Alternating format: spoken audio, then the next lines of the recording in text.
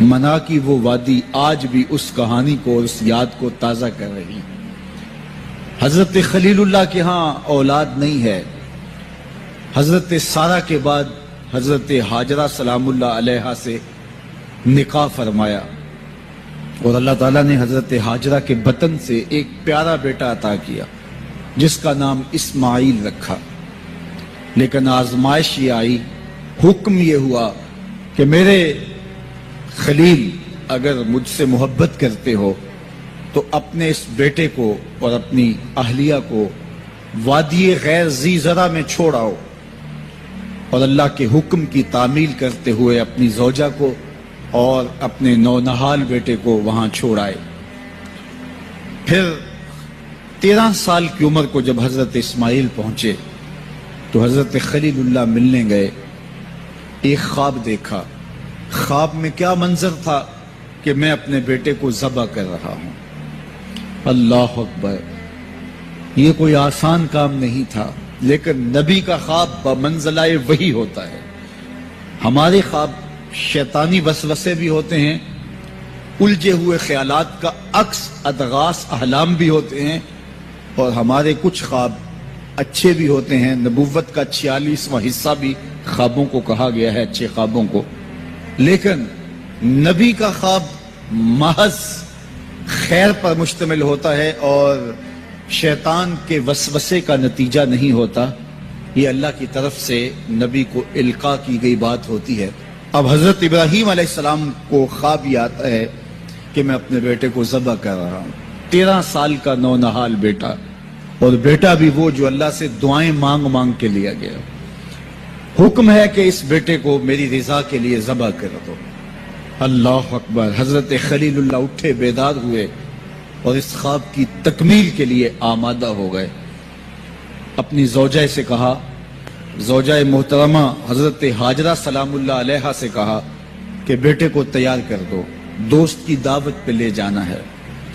خلیل عربی میں دوست کہتے ہیں، اور اللہ نے حضرت ابراہیم کو خلیل اللہ اپنا دوست قرار دیا تھا. تو کہا دوست کے بلاوے پہ جانا ہے، دوست کی دعوت پہ جانا ہے، تو بیٹے کو تیار کر دو. حضرت ہاجرہ شہزادے کو تیار کر دیتی ہیں، مانگ سجاتی ہیں، تیل لگاتی ہیں، خوبصورت کپڑے پہناتی ہیں. بیٹا تیار ہوتا ہے اور باپ اپنے بیٹے کو لے کر کے منا کی وادی کی جانب بڑھتا ہے. شیطان سمجھا کہ یہ موقع کتنا نازک ہے، اور اگر یہ قربانی ہو گئی تو قیامت تک آنے والے لوگوں کے لیے یہ نمونہ ہوگی. اتنا بڑا ایثار. تو حضرت ابراہیم کے پاس پہنچا اور کہا اے خلیل، اے ابراہیم، اللہ کو راضی کرنے کے اور تھوڑے موقع ہیں اور تھوڑے ذریعے ہیں، ضرور بیٹے کو ہی ذبح کر کے اللہ راضی ہوتا ہے. تو حضرت خلیل اللہ نے کنکر اٹھا کے اس کو مارتے ہوئے کہا بھاگ جا یہاں سے، میری گود میں ایک اسماعیل ہے، اگر 1000 اسماعیل بھی ہوتے رب کے حکم پہ قربان کر دیں. حضرت اسماعیل کے پاس آیا، تمہارا باپ تمہیں کہاں لے کے جا رہا ہے؟ کہا دوست کی دعوت پہ.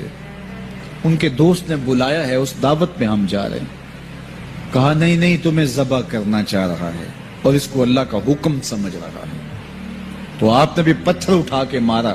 کہا ہٹ جا میرے راستے سے. اسماعیل کے بدن میں ایک جان ہے، لو لو میں بھی جان ہوتی، رب کے حکم پہ قربان کر دیتا.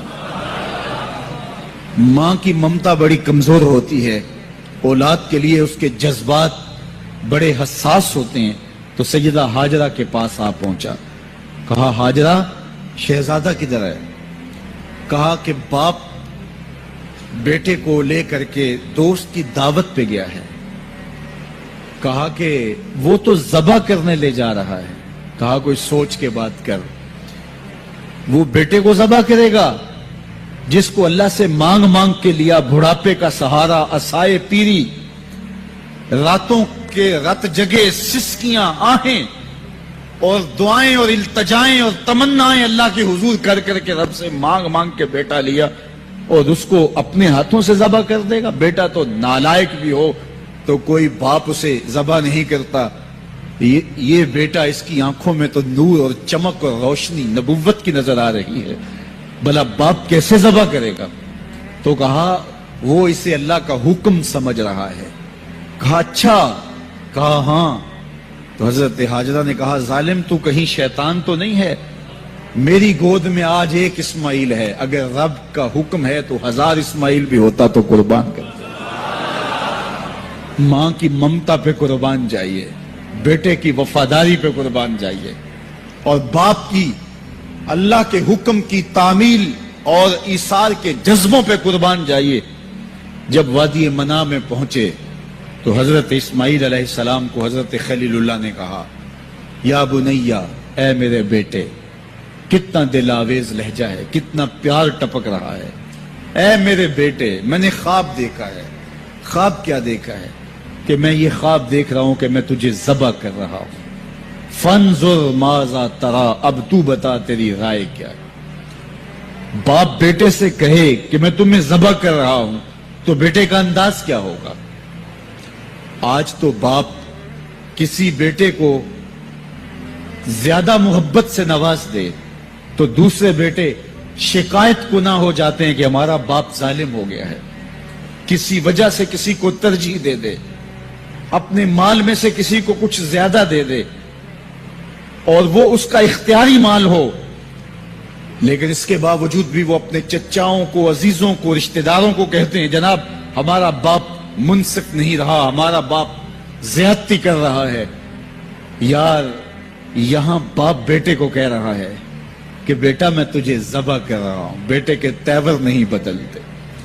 یہ فیضان نظر تھا یا کہ مکتب کی کرامت تھی؟ سکھائے کس نے اسماعیل کو آداب فرزند؟ باپ نے کہا بیٹا میں تجھے ذبح کر رہا ہوں. بیٹے کا دل آویز جواب سنیے. بیٹا سر جھکا دیتا، امتثال امر تھا، حکم کی تعمیل تھی. بیٹا کہتا جی جیسے آپ کی مرضی، یہ بھی امتثال امر تھا.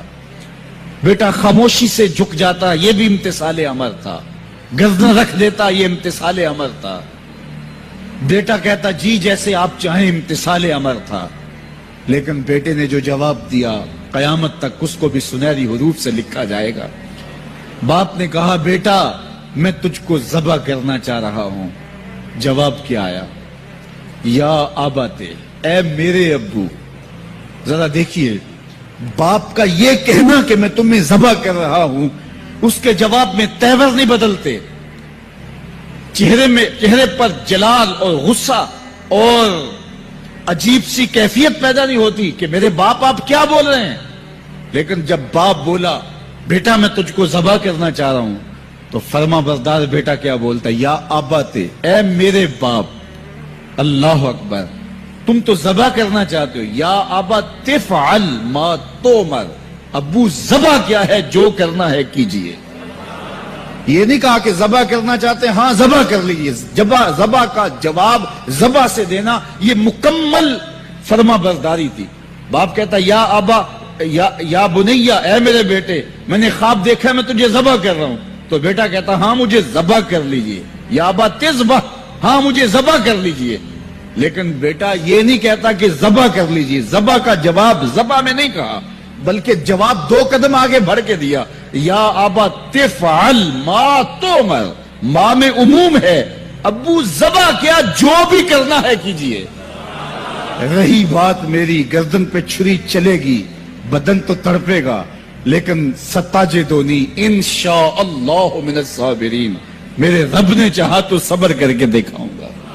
اگر رب کے حکم کی تعمیل میں نونہال بیٹے کی گردن پہ چھری رکھنے کا عزم اور ایثار کی یہ کہانی آپ رقم کرنے جا رہے ہیں تو آپ میرا منظر بھی دیکھیں گے کہ میں تڑپوں گا بھی نہیں. یا ابا تفعل ما تؤمر ستجدنی انشاءاللہ من الصابرین. آپ دیکھیں گے میں صبر کر کے دکھاؤں گا. فلما اسلم وتلہ للجبین، قرآن بتاتا ہے جب دونوں راضی ہو گئے. کس بات پہ راضی ہو گئے؟ فلاں نمبر کی گاڑی خرید لیں، فلاں بنگلہ خرید لیں، فلاں فیکٹری خرید لیں. باپ اور بیٹے نے یہ طے کیا نہیں، باپ ذبح کرنے پہ راضی ہو گیا اور بیٹا ذبح ہونے پہ راضی ہو گیا. فلما اسلم، ایک تو ہمارا اسلام ہے، یہاں دیکھو ان کا اسلام. الاسلام گردن نہادن. اسلام کا معنی یہ ہے گردن رکھ دینا. اپنی مرضی چھوڑ دینا. فلما اسلما، جب دونوں نے گردنیں رکھ دی، دونوں نے اس جو ہے وہ یہ طے کر لیا، باپ نے ذبح کرنے کا طے کر لیا، بیٹا نے ذبح ہونے کا طے کر لیا. وَتَلَّهُ لِلْجَبِينِ، اور باپ نے بیٹے کو پیشانی کے بل لٹایا.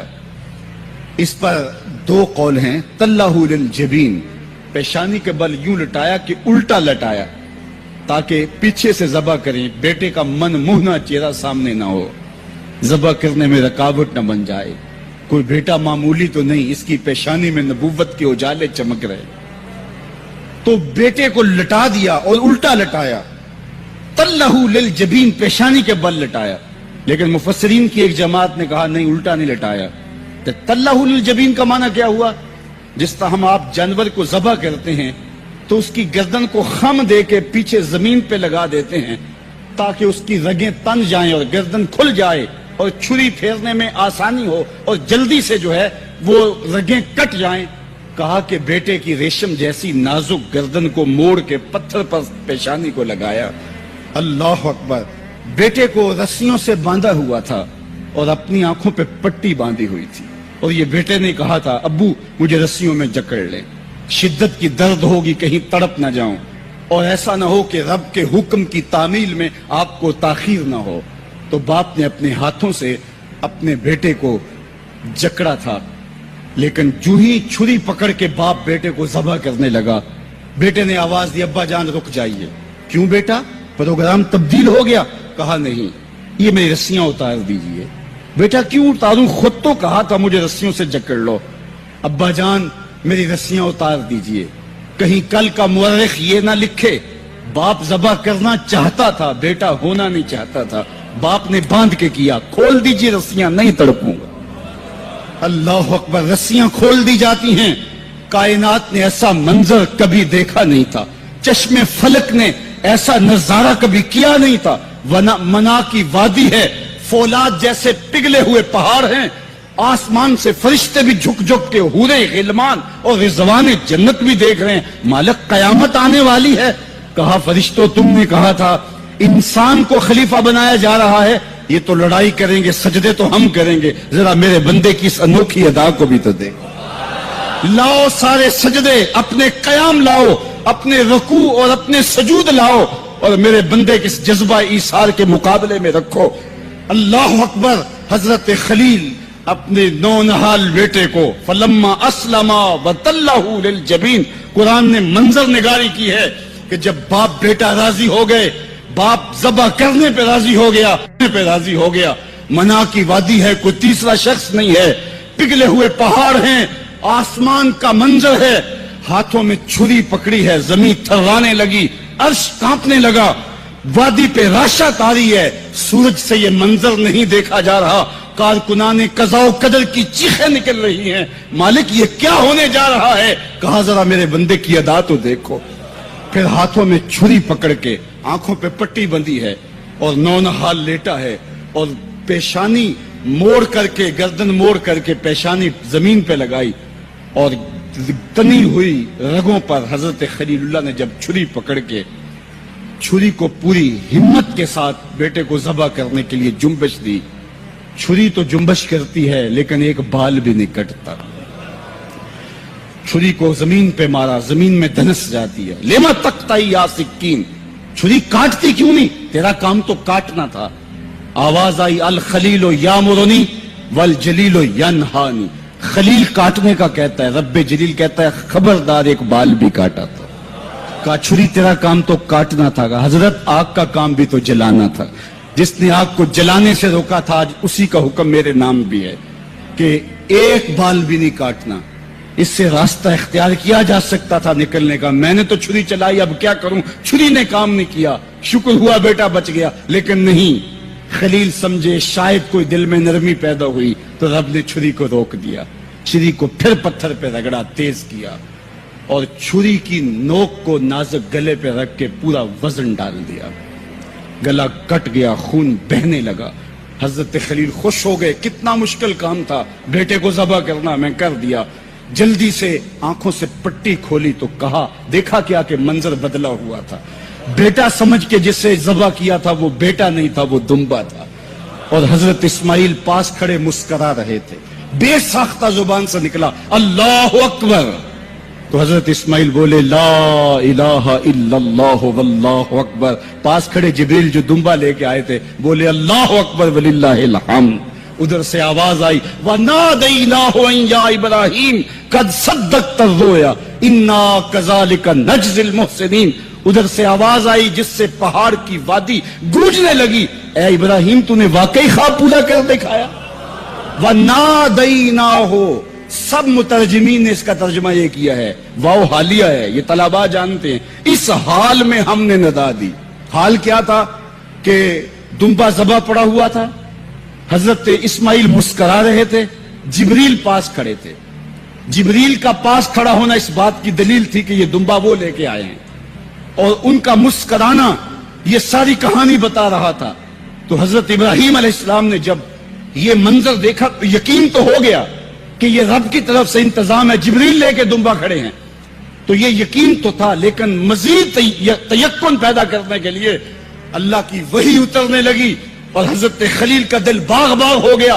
وَنَادَيْنَاهُ. اس حال میں جب دمبا ذبح پڑا تھا, اسماعیل خوش کن مسکرا رہے تھے, خوبصورت ہنسی ہنس رہے تھے, مسکرا رہے تھے, اور حضرت جبریل بھی مسکرا رہے تھے.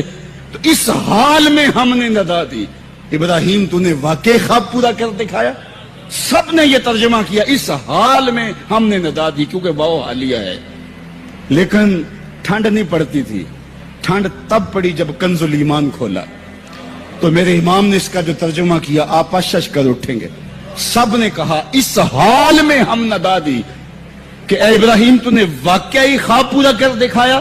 لیکن اعلی حضرت جنہوں نے قرآن کا ترجمہ ہی نہیں کیا, قرآن کی ترجمانی بھی کی ہے, انہوں نے اس کا ترجمہ کیا وَنَادَيْنَاهُ أَن يَا إِبْرَاهِيمُ. اے مخاطب اس موقع کا حال نہ پوچھ جب ہم نے ندا دی. پھر کیا عالم ہوا کہ جب ہم نے آواز دی, یقین تو پہلے ہی پیدا ہو چکا تھا, لیکن جب وادی وحی کے اجالوں سے چمکنے لگی اور ہر سمت وحی کا نور پھیل گیا, پھر کیا حال ہوا حضرت خلیل کا. اے مخاطب پھر اس موقع کا حال نہ پوچھ جب ہم نے ندا دی اے ابراہیم تو نے واقعی خواب پورا کر دکھایا. اِنَّا كَذَلِكَ نَجْزِي الْمُحْسِنِينَ. ہم نیکوکاروں کو یوں ہی جزا دیتے ہیں. ہم آپ کا بیٹا تو نہیں لینا تھا, بس ابراہیم تیرا امتحان پورا ہو گیا, تو نے امتحان میں 100 نمبر لے لیے, سرخرو ہو گیا, کامیاب ہو گیا. یہ تماشائے لبے بام تو نہیں تھا, یہ کوئی آسان کام تو نہیں تھا. اللہ اکبر. فرمایا ہم نے اس کو پچھلوں کے لیے سنت کے طور پہ باقی رکھا. سلام علی ابراہیم. ابراہیم تیرے اوپر سلام. آج اسی منسک پہ, اسی قربان گاہ پہ 40 لاکھ حجاج کرام قربانیاں پیش کرتے ہیں. کوئی 2 قربانیاں, کوئی 5 قربانیاں, بعض 100 اونٹ پیش کر رہے ہوتے ہیں. اللہ اکبر. صدیاں گزر گئیں. یہ تو صرف منا کی قربان گاہ ہے. پوری دنیا پہ پھیلے ہوئے مسلمان اس دن جانور ذبح کر رہے ہوتے ہیں.